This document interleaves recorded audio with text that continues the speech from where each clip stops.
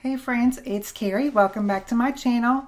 Today I'm going to be using this new stamp set from Concord and Ninth. It is called You Are Here, and I absolutely love this rose image here. When I first saw it on Instagram, it was one of those ones that normally I don't go for because I'm kind of intimidated with coloring, but it was just one that I couldn't pass up. So I'm going to put this in my MISTI, and since it is a brand new stamp and I am stamping on watercolor paper, I want to make sure that I'm getting a good image. I want to go ahead and heat emboss this, but I want it to be in black. So usually whenever I do any kind of black embossing, I like to use my Versa Fine Onyx Black ink. It's a pigment ink, but you can it's not your usual pigment ink, but you can use it with embossing powder. And so this is how I like to do any type of black embossing. So I'm going to go ahead and ink up my image here.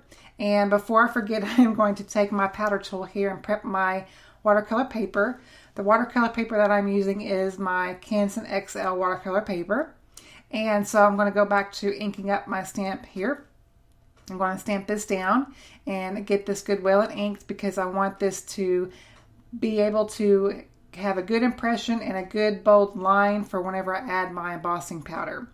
So I'm going to ink this up once more and then stamp down once more, and I will have a great image to work with here. So I'm going to take this out of my MISTI and then apply my clear embossing powder. I love Hero Arts embossing powders, and I have both the white and the clear. So that's what I'm going to emboss with today is my Hero Arts clear. So I'm going to get this all over the panel here and go ahead and heat set that off camera.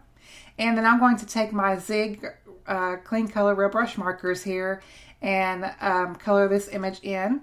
And whenever I am doing this, like I said in my previous video of me doing my coloring with my Zigs, I just apply color. I just put the color down and then take my water brush and then blend it back out. I don't really think about anything. I just kind of do what looks good. I don't think about too heavily as far as shading or anything like that. I don't do, if there is a right or wrong, I just kind of go with how I'm feeling on the image. So, and as we go along here, I kind of did, I don't know if you really say I messed up, because obviously whenever you color or anything, it's freedom of doing creative work here. So, but after I initially did the end of this card, I Googled this image, and toward the bottom point of this image here, where the point is of like the heart part, I guess that is part of like a rose image and not leaves. But the one that I'm coloring right now, next to that, I guess that is a part of the rose image, what I'm coloring right now. And I thought that was kind of like leaves or greenery. But everything that I've seen so far, everybody's coloring this in as part of the rose image. And it didn't look familiar to me that way. So I mean, it works, I think. I mean, what do y'all think? I think it works the way it ended up. But next time I am going to color it the other way and see how I like it. But obviously, all the examples of this on that I've seen on social media and such obviously turn out gorgeous. So I was really excited to get to play with this big image. And it's really why it drew me to it. It's an image that I really want to really practice a lot of my coloring. Now, when it comes to my Zigs, like I've said before, and I've said often how I'm just kind of, I don't want to say lazy, but I'm just more like a free spirit, if you will, when it comes to watercoloring, because I'm not a watercolor artist by any means, but I love to play with these markers and just kind of see what happens and how it turns out.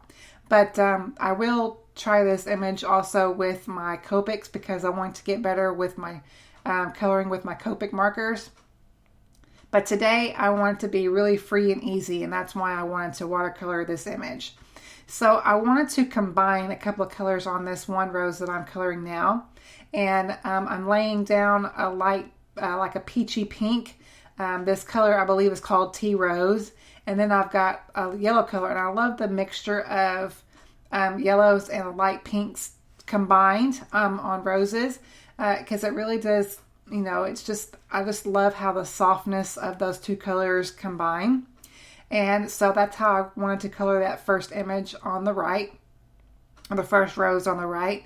And then I wanted to be just a little bit of a variation. I didn't want to color them both the same, but I did want them to have a little bit of this,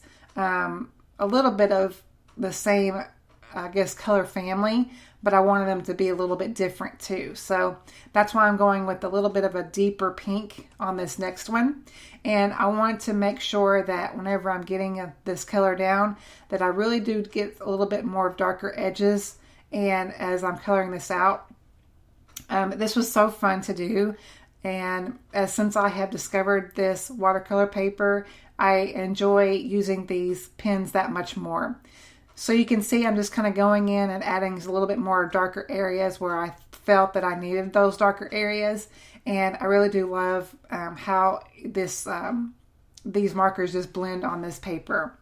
So I didn't know what to do as far as the greenery there, because I didn't like the way that that one green, it says it's actually labeled green, but whenever you color with it, it comes off more teal. And I didn't want that for my leaves. So I just went back in with another green color.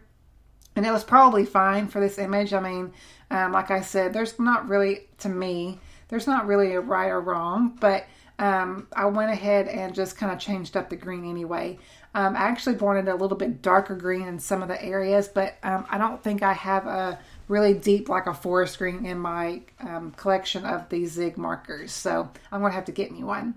But so I went in, I wanted a little bit more of darker areas of pink in that first rose. So I just added a little bit more there. And then I wanted to add a little bit of shimmer. So before I added some shimmer to my image, I just took my heat gun here and just kind of, these really dry fast on this paper, but I just wanted to make sure that my image was a little bit more dry before I went in with my shimmer marker here. This is the Spectrum Noir shimmer pen.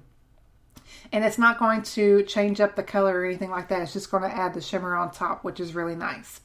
So I die cut this down with a scalloped rectangle from Lawn Fawn off camera to give it a little bit of a finished edge. And I'm going to add my sentiment. The sentiment comes from the same stamp set.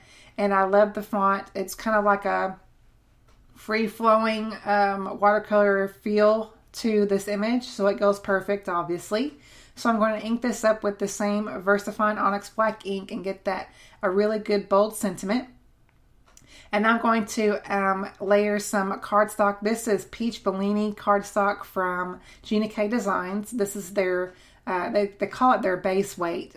Base weight cardstock.